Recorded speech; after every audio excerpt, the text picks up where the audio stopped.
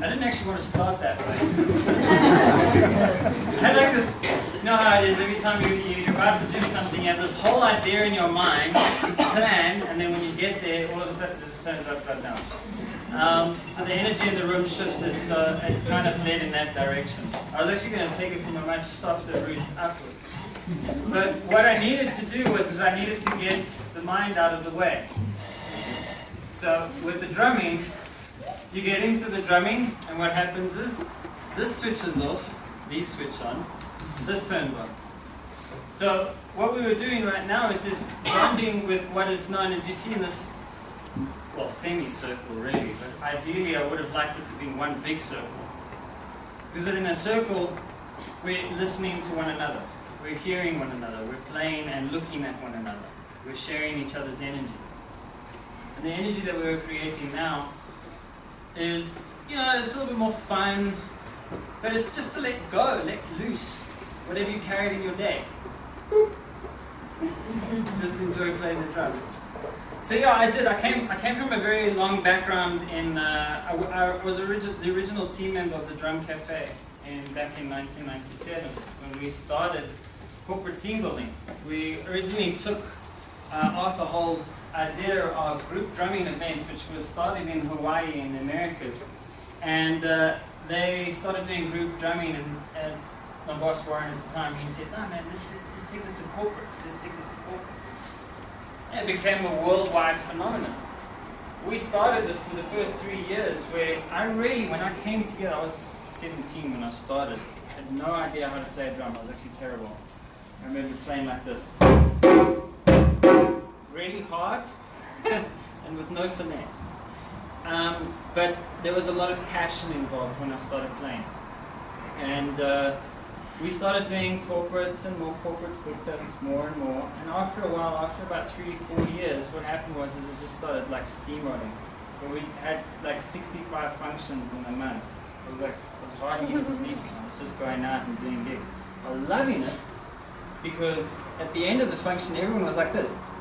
They were like, "Yeah, thanks man, that was awesome." And it got to a point after about 5 years where we suddenly realized that we can't do these amounts of gigs. We brought on a crew, and the crew started helping us. But the crew that came in and joined had a different idea. And this is what happens when anything starts getting bigger. When a company starts getting bigger, the ideas, the heart behind it starts morphing into something else. And what I started with was, I remember being back at Russ's Valley, back in the day, running the circles around the teepees with all the guys and just sitting there. I was always the kid in jeans with no shirt on, if anybody was in Russ's. And I just loved the feeling of just drumming with people and feeling connected. And when I looked at people and they looked at me, I could feel that they were really in it. But after about 5 years of doing this, it started shifting into something else where it became more of a job. The job aspect came in, and what happened is the heart was still there. The heart is pushing forward, but what actually started happening was the heart kind of sat back a bit and the head started going a bit forward. And when we got all these other guys came in, their idea of making music also was about just making money and getting as many gigs as possible. Why am I saying all of this? What I realized after about 8 years of doing drumming at corporate functions and parties and weddings and birthday parties, and the company growing to about 35 branches worldwide, and me getting an offer a position in San Francisco to go and operate in America, and I went there and I realized, what am I doing? I hate this. And then my mother died. And when that happened, everything reset. Ayahuasca was probably the first medicine that actually gave me a big reset. It said to me, your original stance of how you chose to utilize your music was the right way, but it shifted into something else. Come back to what you're originally doing. So after sailing off my ship and moving in by myself, and slowly started acquiring other instruments and came back to what I originally loved doing, which was just making music. I do not have a music degree. I am not a music professor. I have never been to a music class in my life. I call myself a sound therapist, but I do not hold a degree. I do sound therapy every day. I work with psychiatric patients. I work with human beings every day. So therefore, I think I deserve the right to call myself a sound therapist. The reason why I chose to come back to this is because it was the basic connection of what music does, how we utilize sound, how we utilize hearing. That was something that was very important to me. I found that within ceremony, and I'm sure there's a lot of people that have been in ceremony, that when you're in, your hearing is no longer just through your ears. You feel everything. Your body is alive. It sings with hello. You feel the vibration of like the tiniest sound in the distance. You could feel everything. And it's your relationship to that I was wanting to address. When I work with psychiatric patients, the first thing, particularly when I work with drums with them, the biggest thing that I actually see in a lot of them is them battling to actually listen. But it's not listening, it's listening. When they play the drum, with all the different drugs that they put on, which is also really interesting, synapses within the brain seem to switch off, that they can only play with both hands at the same time. Which is very similar to autism. I started noticing this for about, the last year of working with these patients. I noticed that a lot with highly sedated patients. They actually play with both hands. When I ask them to do this, they cannot. They can only do this.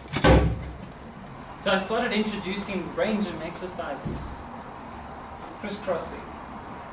So try that now for yourself. Take your right hand, grab your left ear. Right hand, left ear. So the right hand's on the left ear. Just grip there a little bit. Now what I want you to try and do is to step into, rather than just thinking immediately, okay, he's asking me to grab my left ear. Try to step into the emotional side of what that feels like for your right hand to grab your left ear. Squeeze it back.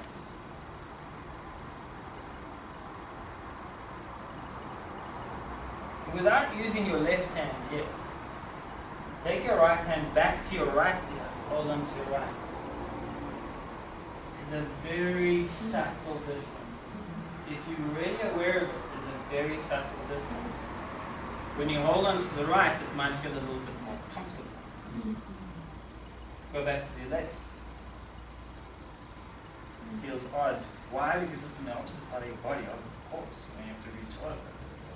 But there's more involved in that. These are the subtleties that we don't often always listen for. Now, grabbing the left hand, grab onto your right hand. Now squeeze that over.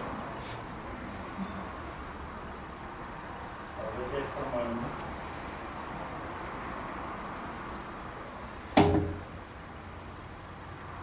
And gently release now. Right hand onto right ear, left hand onto left ear.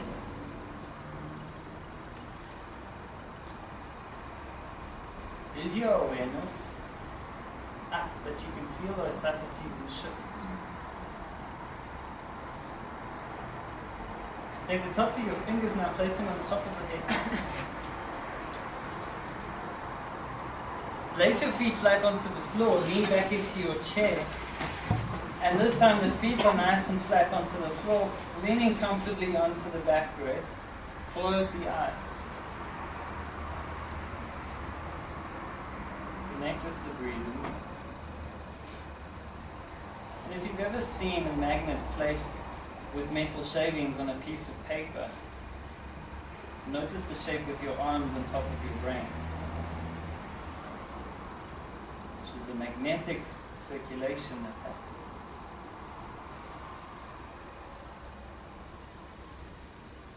With your emotional state, influence that magnetic state.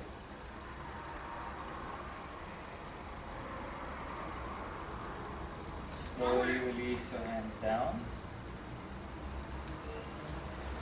gently open your heart. We're going to be doing those bits during the evening, little bits of those. Now, I've got a few instruments here with me, but what I want to do with you guys as a group is I want to make this an experience rather than just a lecture. We're a community. We connect with one another vibrationally all the time. We carry stuff from our days vibrationally, with what we've had with other people, on the road, whatever. So we are creating the energetics within this room right now. Your heartbeat is beating at a certain tempo right now, different to the person next to you. It is measurable in terms of your emotional state. Between systole and distal, that little point between the high and the low, that little point is measurable in emotional state. How you're feeling right now, whatever thoughts you're carrying in your mind right now, you are influencing the rest of the room with that. You all know this, I'm sure. So, become responsible for that emotional state for a moment. And now that you feel that, oh, hold on, everyone's picking up what I'm feeling. See if you can shift energetically without even looking at the person next to you, behind you, in front of you. See if you can send out an energetic wave of hello.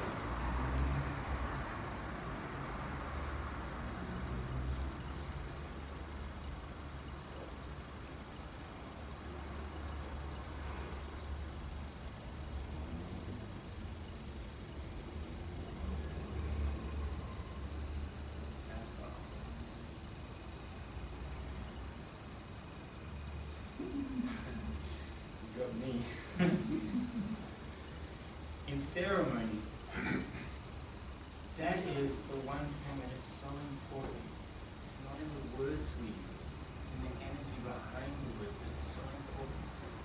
How we connect with one another without even having to say a thing. How we feel behind our eyes.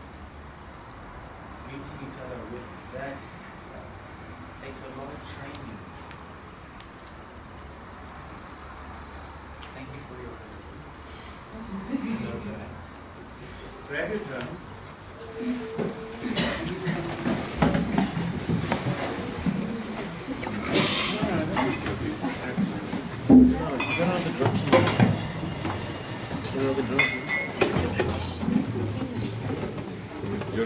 Are there any other drums, guys? Any spare drums? Okay, who doesn't have a drum? Lift your hand. What? I'll take you. No, yours. So you succumbed.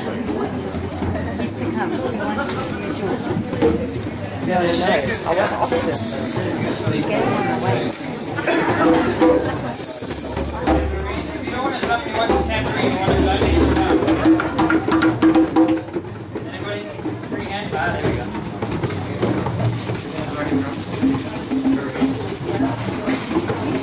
Carabasa? No, your line.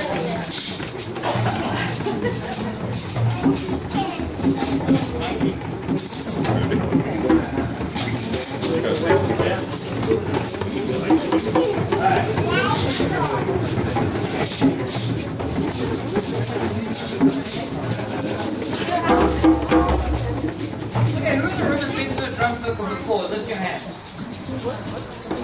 What drum circle? Lift it high. No.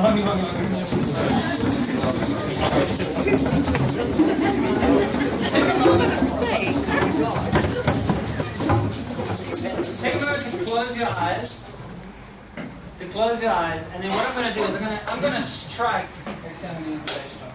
I'm going to strike the bass drum, and I want you to lift your arm when you feel that the sound of the drum has stopped. If you want to keep your eyes open, you can. But sometimes when you close one sense, the other sense works better. So.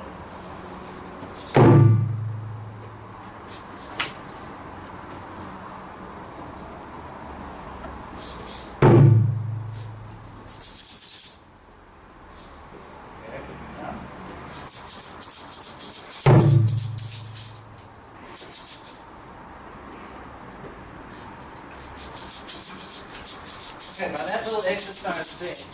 I already asked you in a subtle manner. Really? So you were feeling the vibration of the drum as it was pulsating out, and even when the actual sound that your ear could hear, which is normally between 2 and 20,000 hertz, that's what your hearing range is. After that, most of us can't hear, but we can still feel the vibration. So we're going to start with just the bass in the middle, flat hand in the middle, lift the drum at an angle. And all I want you to just bounce together.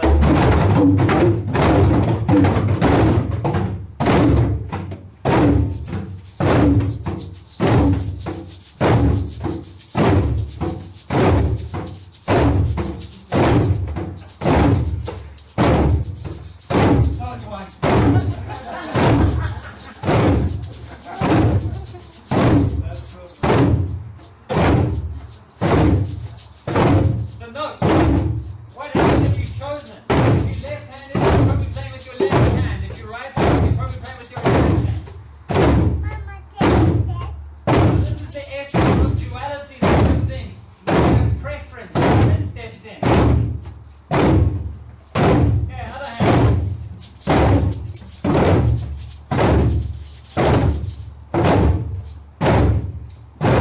Notice the way that you strike the drum. Is it hard or soft? Is it different to the right?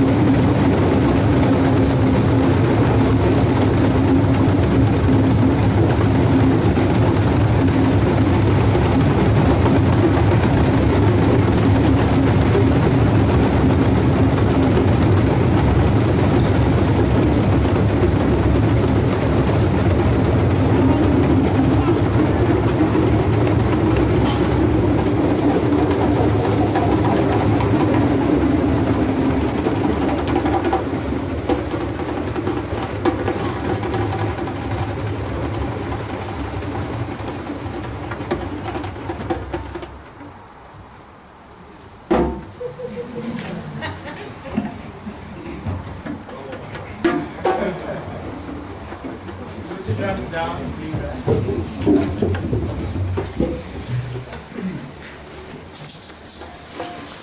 So I practice yoga, and I do a lot of what is known as bhakti yoga. In bhakti yoga, it's the aspect of devotion. It's learning to develop a devotional aspect. And sound and how you utilize sound is such an important aspect of devotion. How you speak is such an important aspect. Oftentimes, and even me, I still feel prey to it all the time, influenced by others constantly, and constantly working on it.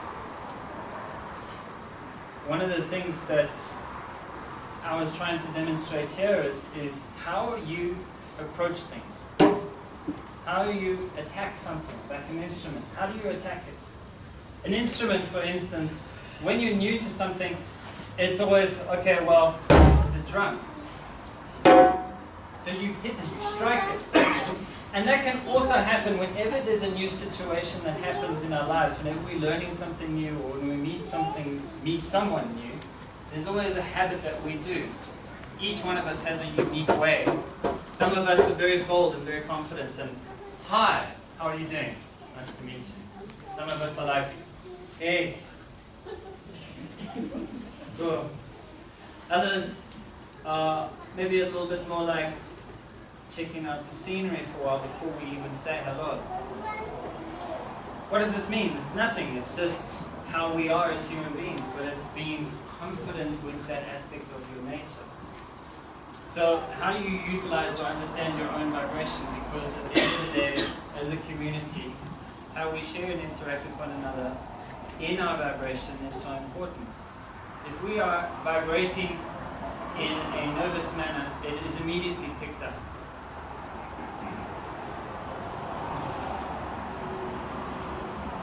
Apart from the physical side will become a lot jittery.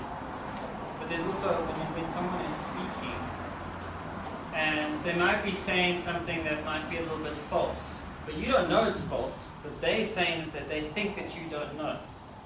They're just speaking. And you're listening to them and you're going, nah, this guy's talking.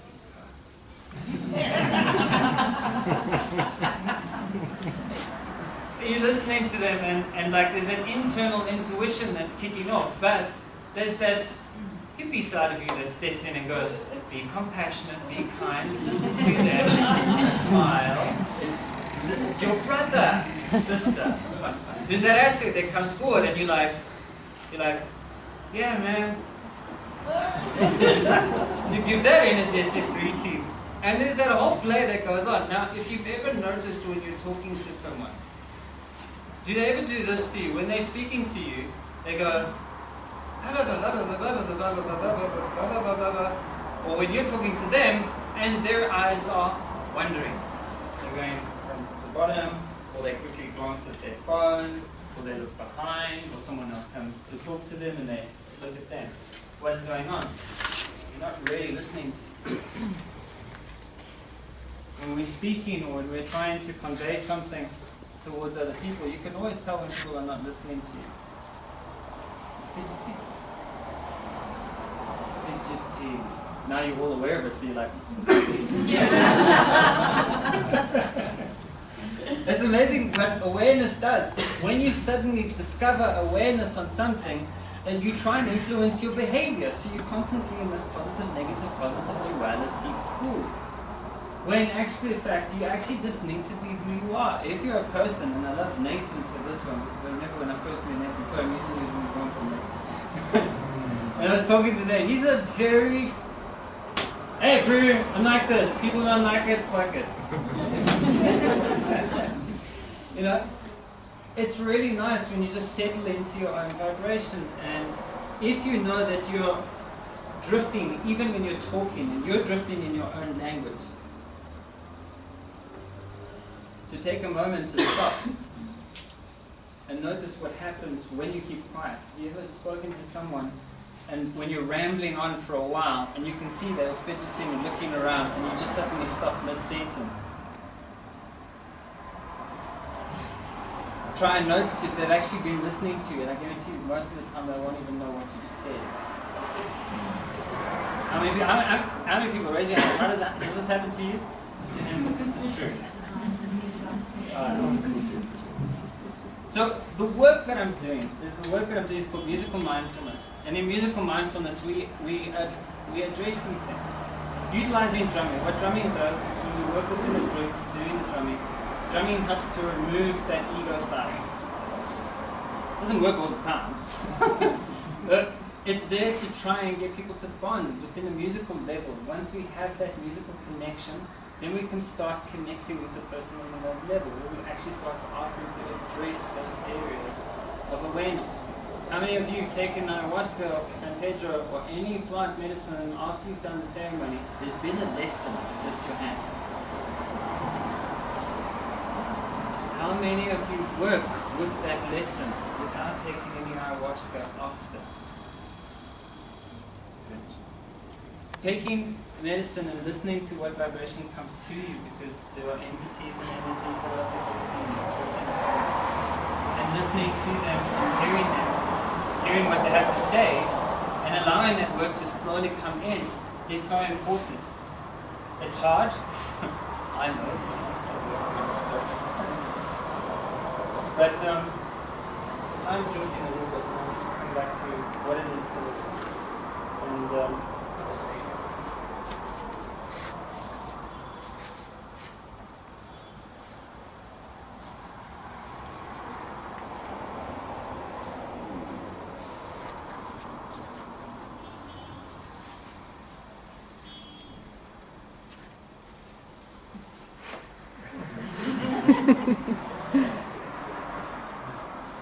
Grandfather Bear sending me stuff. Good. So, yeah. Sit back, relax, close your eyes. And I want you to listen to a piece of music.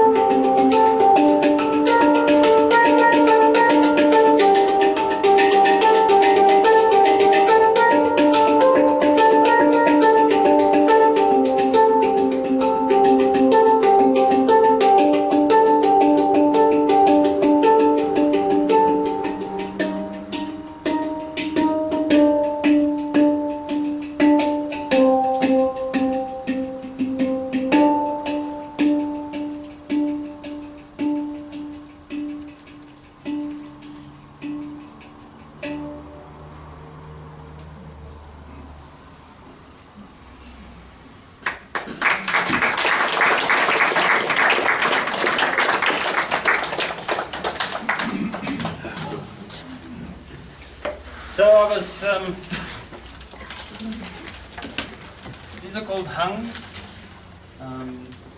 They were originally made in Switzerland, but now the rest of the world is making them as well. They're beautiful instruments, particularly for ceremony.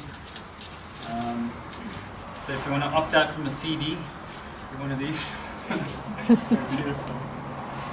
Alright, what we're going to do now as a group, originally I was hoping to have everybody on the floor, but then I suddenly realized, a week before that not everybody likes sitting on the floor. So it's fine as you're in a chair. If you want to sit on the floor, you can. We're going to now chant together. Chanting together is what this is all about. It's about hearing each other's voices and singing together in a group. So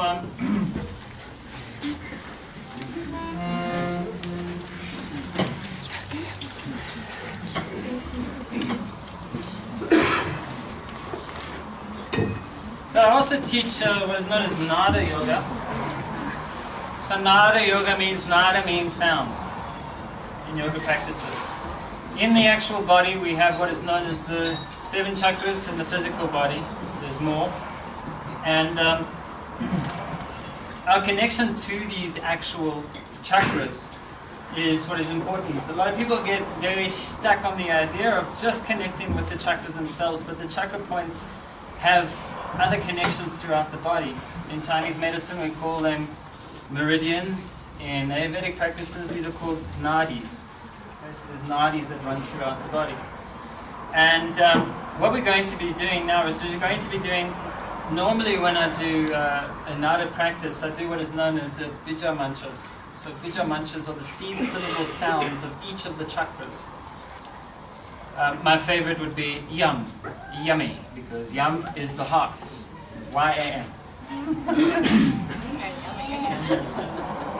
But today we're going to be, due to time and all of that, I had so much stuff I wanted to bring. I've got so many instruments. This is like less than a quarter of the stuff I wanted to bring. Can I have you back again? Yeah. Yeah. So I left a lot of my really other awesome instruments behind. I just went for the simple ones that actually really help. So the sounds that we're going to be making today are vowel sounds. And we're going to be following a specific pattern. We're going to be starting from the heart, moving up to the throat, coming all the way down to the solar plexus, moving all the way up to the third eye, and then right down to the perineum.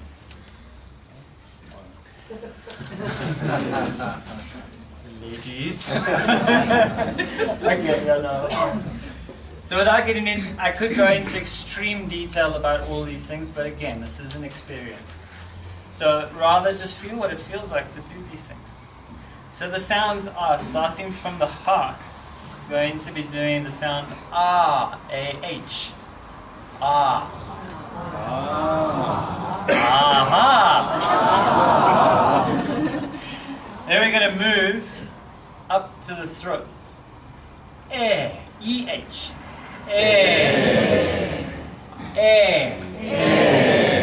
For air.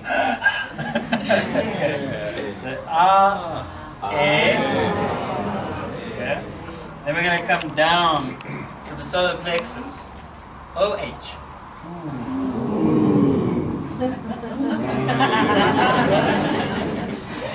Then we're going to come up. We're going to come to the third eye.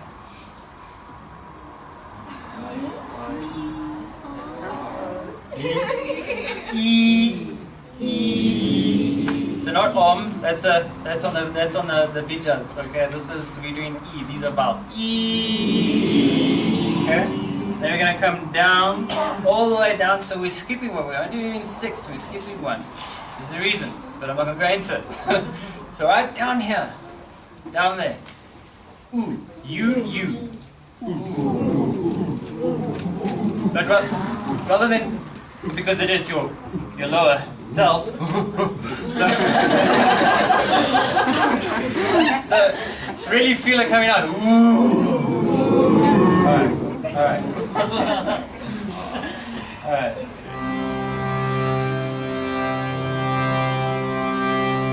Okay, so the sound we're starting with is the heart. If you we're going to be chanting the heart for a while first, before we move to the next. And if you're watching my hands from the direction from the heart up to the throat, from the throat to the solar plexus, from the solar plexus up to the third eye, from the third eye down to the perineum, we're moving in a spiral pattern.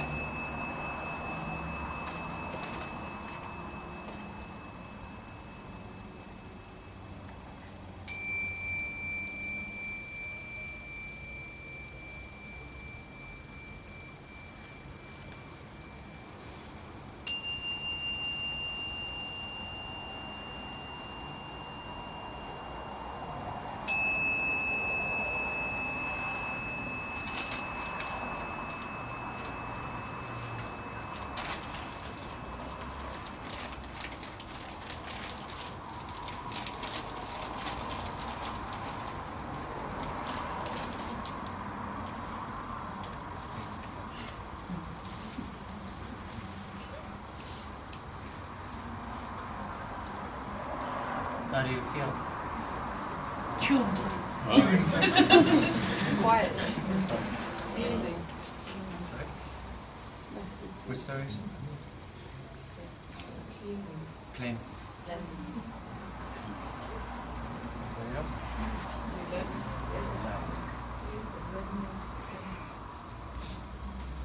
Centered. Sorry? Centered. So, Awake. awake. Recalibrated. Huh. I like the words.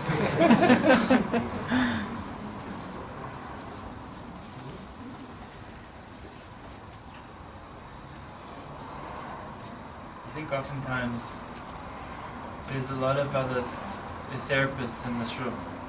There's a lot of other healers in this room, teachers, and as myself as well as running and working with other people, it's so nice to just stop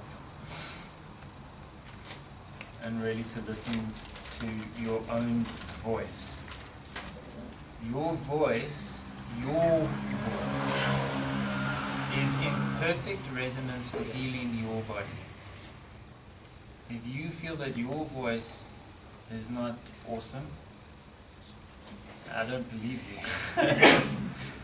I have people saying to me often that they don't have rhythm, or they can't sing. It's the biggest injustice that they can say to themselves, because it is your point of expression. You have a rhythm because you have a beating heart that beats in rhythm, in a cycle. You have a voice of expression that helps to heal you. And just by humming, if you don't want to hear your voice out loud, just does wonders. And that practice is actually practiced in a lot of yoga practices. In basic yoga classes, they will practice what is known as Brahmi. Brahmi is a practice of closing the ears and lightly feeling the teeth just gently touching. You would go like this. Well, the English version is honeybee breath.